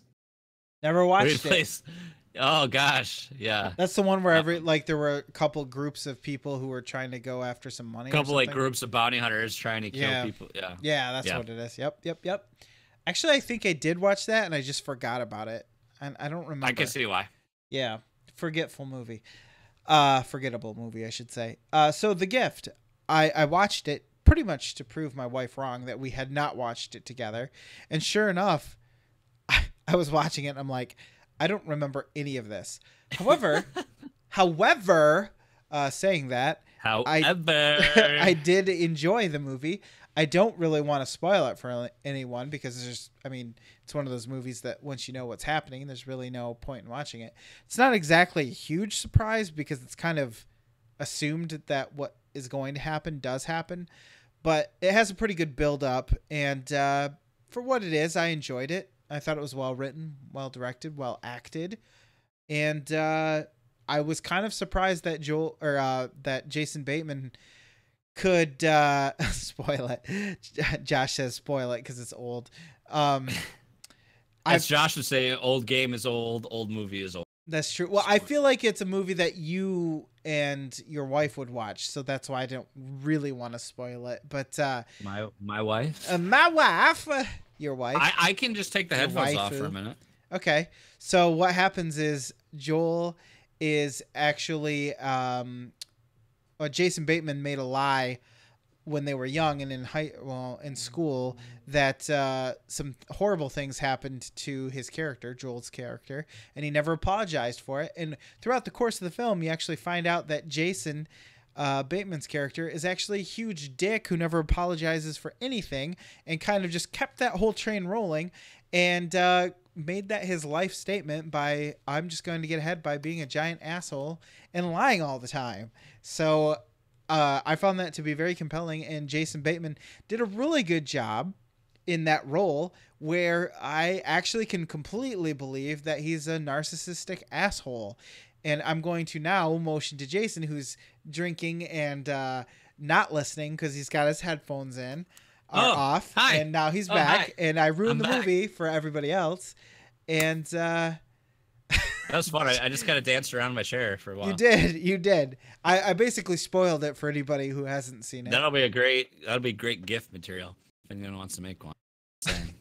Josh has clearly not seen the movie. Why is Josh talking about Jason Bateman's dick? And Edgerton's asshole. Oh. There's some questions that are popping up about Josh's motives here. But needless to say, I thought it was pretty good, even though it's not going to blow you away. It kind of seems like a movie that's based on a book.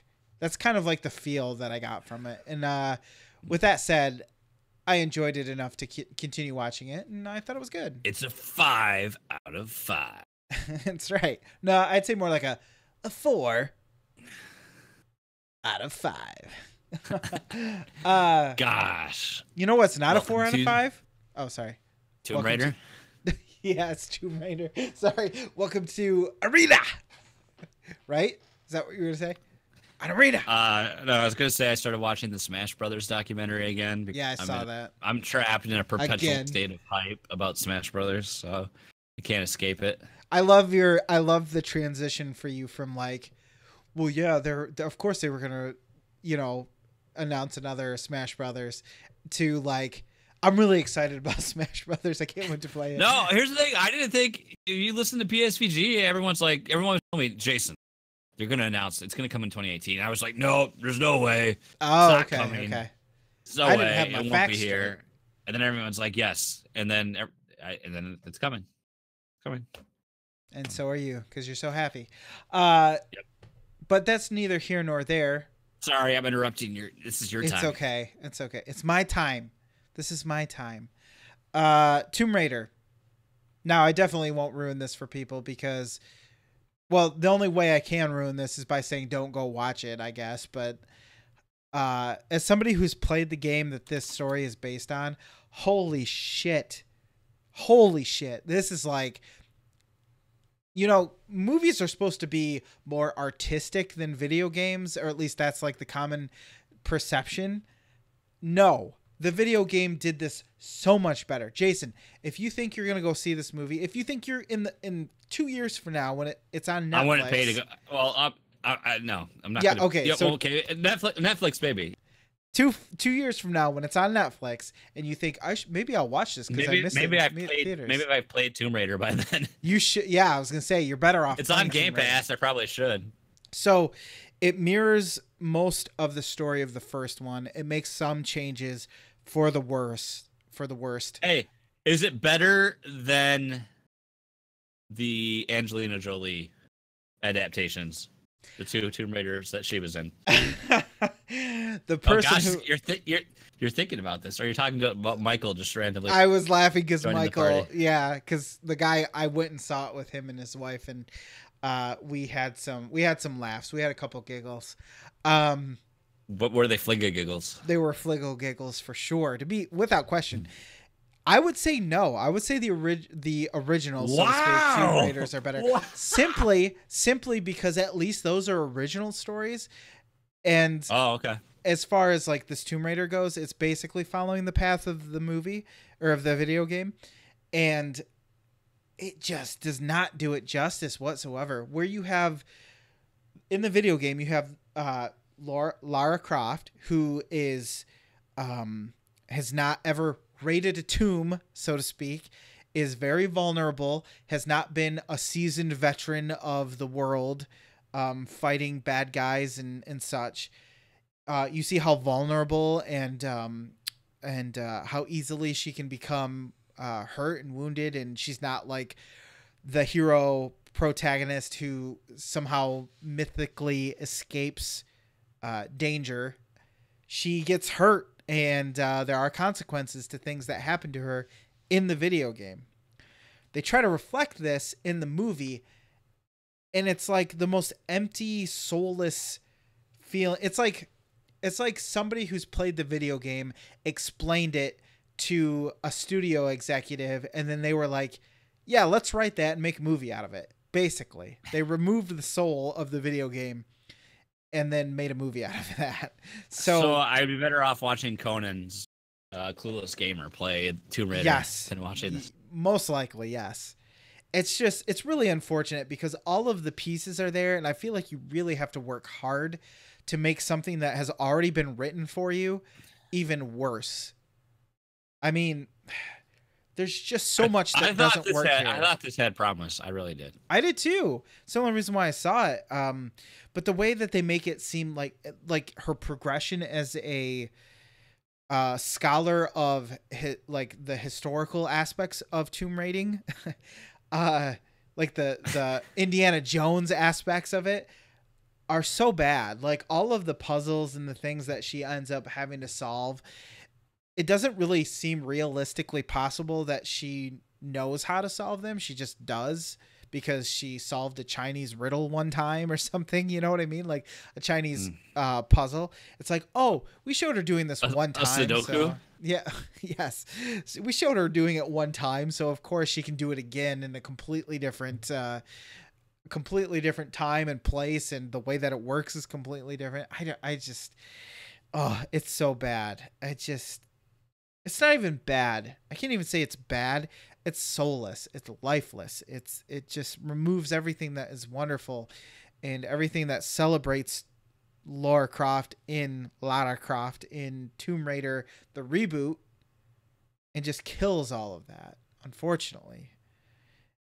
I was actually kind of bummed. I mean, there are portions of the game that are taken directly from or of the movie that are taken directly from the game when the boat capsizes in a storm, and another point where she has to parachute and or she's falling and she has to parachute through a wooded area and she falls into the river. Like all of these parts are taken from the game and they're done worse. Like I just don't understand how they did this. So it did such a bad job. It's not even good as an action movie. Like take out the adventure part of it and just put it in the aspect of like an adventure movie or an action movie. Sorry, it's not even good there. Like, ouch. It's not a Rambo and it's not an Indiana Jones. I don't know what the hell to make of this thing. It sucks. That's all I can say. Moving on. I actually was able to sneak in a game, Jason, even though I was complaining that all I was doing lately was watching movies. And doing ad reviews. I've been doing a lot of work lately, but I was able to sneak in a game called The Last Remnant. And this is... Is this a Japanime RPG? Yes. It's I don't know why, but I've been kind of following my heart, so to speak, as it pertains to what games I feel like playing. I've not really been really had the pull to play Witcher 3. I've not really had the pull to play Bayonetta lately, but I did feel like, you know what, I can handle in a turn-based RPG where I just have to press the A button or whatever and kind of figure out some tactics. So The Last Remnant is this interesting game where you don't just play as characters. You play as characters within what are called units, and they're basically groups of soldiers on a battlefield up to like 5 people. And you control the unit as a whole. So when you tell them to attack, each individual person in that unit will attack with, you know, whatever weapon they have equipped or whatever. But you can also, you might have 3 people in a unit, you might have 5. It just kind of depends on how you level up your person, the main character, I guess. Mm-hmm. So it's kind of interesting because it's all about maneuvering yourself on the battlefield. There's multiple groups that you fight against. Can love bloom? I have not seen any evidence of that yet, but I wouldn't put it past this game, considering it is a JRPG. The story is kind of strange, but sort of, you know, typical JRPG style. Your sister gets kidnapped by what are called well, you don't know who it is, but they have what's called remnants, and they're basically magical artifacts. That's really all you need to know. They can be weapons, they can be creatures like golem type things, and it's your goal to save your sister. And throughout your adventures, you meet other people, and they'll have their own units or groups, so to speak, where it'll be like some story character and then like 4 grunts that you don't know who the hell they are. They're just some random people. So in that way, it's kind of like Final Fantasy Tactics, sort of, but it's not turn-based in the sense that you are moving spaces or anything. You're choosing what other units that are enemies to attack, and then the strategy comes through when you kind of set all your orders for all of your units, and then you press the play button, and then you find out what happens. You know, what enemies decided to attack who. So you could have one of your groups attacks an enemy, but then another group of enemies attacks your group. So they become flanked, for instance. So that's there's definitely not the idea I got from it. I looked it up on prior to you discussing this. So you have to, the screenshots and video, well, I didn't watch the video, but screenshots don't do it justice at all. I had no idea what was going on, but. No, I can understand that though, because the way that they're set up when if you just take a screenshot of you trying to pick who fights who or whatever, it would look fairly typical to any RPG. Mm-hmm. But it looks like a real-time RPG of some sort. Yeah, so you don't have that whole, you're not controlling individual characters and picking who casts what magic spell and stuff like that. They do have combat arts and magic arts and stuff like that, but the micromanagement is kind of taken back a step, and it's all situational. It all kind of depends on how many like action points you generate and stuff like that. So I'm finding it interesting on that aspect because it's not just here's 3 characters lined up to fight however many enemies there are sort of like in Final Fantasy. It's a little bit more in depth than that. As far as the story goes, though, it's your typical. Most likely, it's going to be save the world JRPG, which whatever, that's fine. But I'm mostly playing it right now because of the laid back gameplay. It's kind of nice to just be able to, not have to sit there and play a first person shooter or some third person action game where you're constantly having to input stuff. And there's not even one of the things that I kind of like about the game is that there's an overworld, but it's a map where you just travel to destinations as opposed to having to walk around a giant empty map. And the other thing that I like is no random encounters. It's you pick fights with the actual monster models that you see on the overworld of whatever place that you're at. You pick fights with them instead of just, you take 5 steps and then random battle. So I can't really say whether or not it's a great game or a good game even, but I can say that it's interesting from the gameplay perspective of, doing the battles and not having to just constantly hit the A button so that I can hurry up and get through this random battle that I've done, 20 times already or whatever. Right. So I'm enjoying it for the most part. It's kind of one of those games, like I said, that I'm playing because I feel compelled to play that type of game. The power of Christ compels you. It does. And I have no idea how long this game is, so I don't know if I'll actually...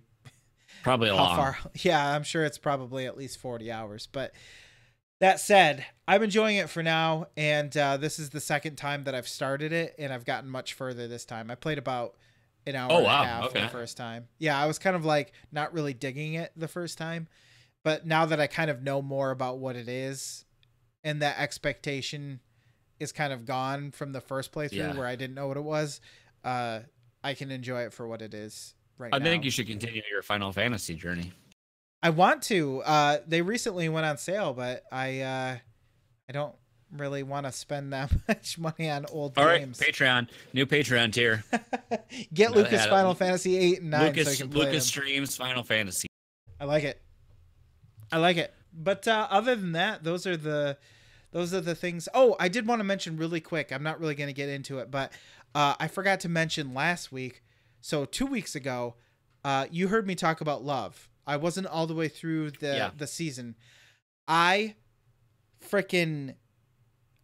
It was when I wasn't feeling well because of my tooth, my impacted wisdom tooth, and I didn't feel like playing games or anything. I just fucking watched the shit out of that and just finished it in one night. I probably watched 4 or 5 episodes. You made love to love, huh? I did make love to love, and it was worth it. And that show is fucking awesome. Skinny Matt is backing me up right now. Not enough people watch the shows that I recommend. Watch a good show. Silicon Valley just started back up on.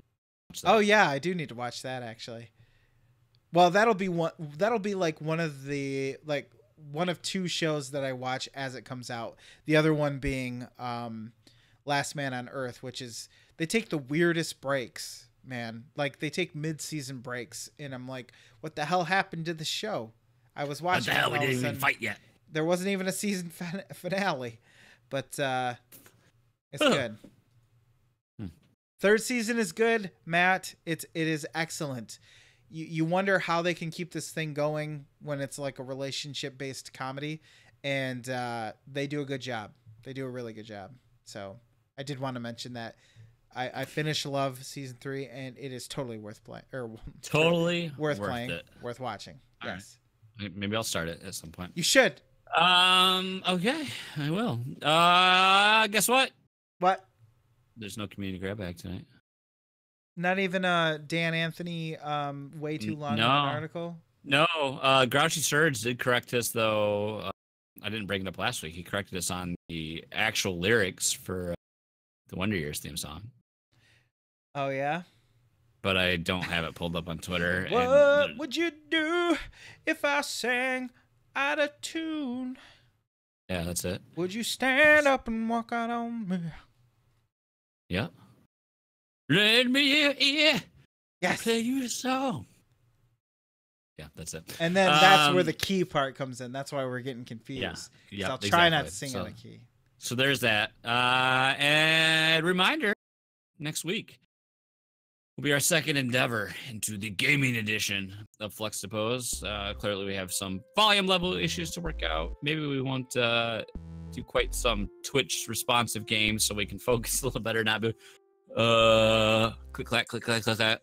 Yeah, click clack click clack. I like games. Click clack click clack. You know. So, but as Lucas has it, it's Genesis does what Nintendo don't. So we're replacing Sega Genesis game. Hey, I was writing it on my phone, so clearly there was. We'll play some Genesis next time. So now that you've heard this lovely podcast, you're like, you know what?